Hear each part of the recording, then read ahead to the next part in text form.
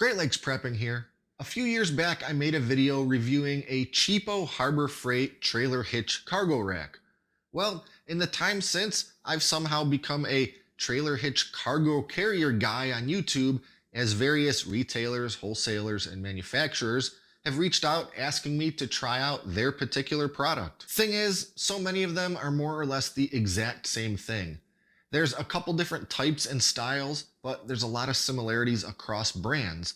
And I simply don't need a dozen nearly identical cargo carriers, so I end up passing on most of them. But I was recently contacted by a vehicle storage solutions company called Mockins, and they sent me what I can only describe as the biggest friggin' trailer hitch cargo carrier I've ever seen, as well as a bunch of accessories and a massive waterproof bag that goes on the thing. So today we're unboxing, assembling, and testing out the Mockins 70 by 30 folding trailer hitch cargo carrier and waterproof storage bag.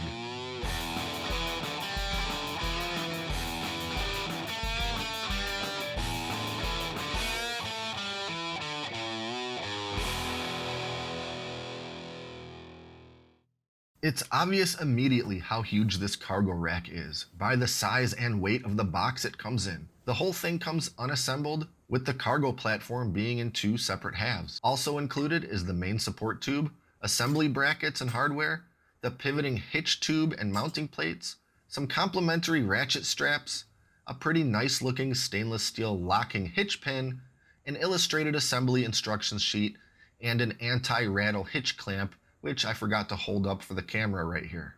Most of the assembly is very straightforward. Lay the two platform halves side by side, stick the main support tube between them, and attach it all together with 4 nuts and bolts. And while the hardware kit came with these 2 adorable little wrenches, I'll go ahead and use my own tools for the most part.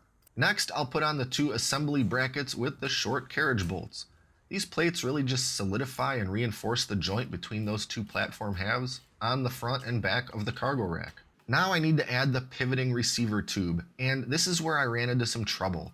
I couldn't quite make sense of how the tube and these mounting plates were meant to attach. Nothing quite made sense, and the tiny illustration on the instruction sheet did not really look quite like how the parts and their holes actually are. So I ended up emailing my guy at Mockins, and he responded with a rendering of the product depicting the correct assembly of this part. What I hadn't quite understood is that the main tube goes above the hitch tube. They don't go end to end. In addition to extra stability, this configuration gives the platform an additional 2 inches of rise for extra ground clearance. 2 bolts hold the plates to the hitch tube, and 1 bolt plus 1 pin hold the plates to the main support tube. Plus, a second pin is apparently added to provide extra stability and further prevent the rack from pivoting when you don't want it to. Though I somehow completely overlooked the second pin, and it all seems to work quite well even without it. But now that I've realized its purpose, I'll be sure to use it next time. To quote the email from Mockins relative to the rendering they sent me, to fold the carrier, remove the pins from the green and red holes, fold the carrier, and then put the pins in the green and blue holes. So, with the exception of that second pivot locking pin I inadvertently didn't use, the assembly is complete and this thing is ready to use. There's no hiding the fact that it took some effort for me to manhandle this big bastard into place when getting it plugged into the hitch receiver. It would be much easier with 2 people, but I'm not going to let that get in the way of progress. Once it's in the receiver, I'll add that handy locking hitch pin.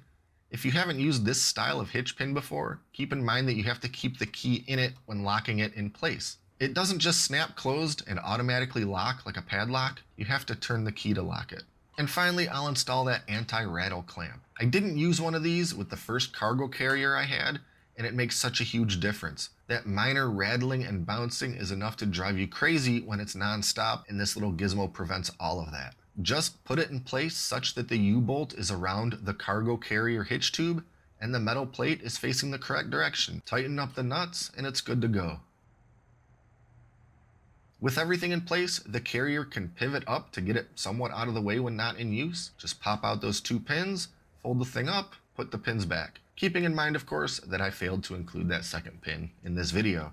And I might as well slap the little included reflective stickers on the back, because why not? Now this rack is ready to use, but I've got one more big fish to fry, the waterproof storage bag. Now, I haven't used one of these before, and I don't really even know what to expect. I'll mention that this bag isn't included with this particular cargo rack from Mockins. If you want one, you'll have to buy it separately. And I understand why it's here, but I can't help but be amused that the cargo storage bag comes in its own storage bag. And as I begin unfurling this big old thing, I give myself an approximately 0% chance of ever getting it perfectly folded up and back into that little bag ever again.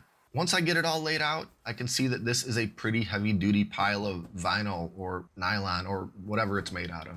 The feel and weight of it reminds me a lot of my enormous inflatable camping mattress. And the volume of this bag is so large, I need to try and figure out what to actually put in it to adequately demonstrate its capacity and function. So I grabbed a few of my big plastic storage totes that I use for everything. I was able to put 4 side by side in this bag and on the cargo rack. That's pretty exciting to me because 4 of these totes in my truck's bed take up like half of the usable space in the bed. And this bag is said to be totally waterproof as long as the zipper and Velcro flaps are properly in place. That flap and Velcro are a bit cumbersome to deal with, but it is what it is. With my 4 bins in place and the bag securely closed, I can see that I still have quite a bit of vertical capacity inside the bag, probably almost another foot of height. But I don't really have anything to fill up that space, so the bag will look a little rumpled and floppy during this demonstration. That doesn't really matter, and it's unavoidable unless my cargo just happens to perfectly fill the entirety of the available volume inside. Now to strap it all in place. The bag itself came with these nylon webbing straps, but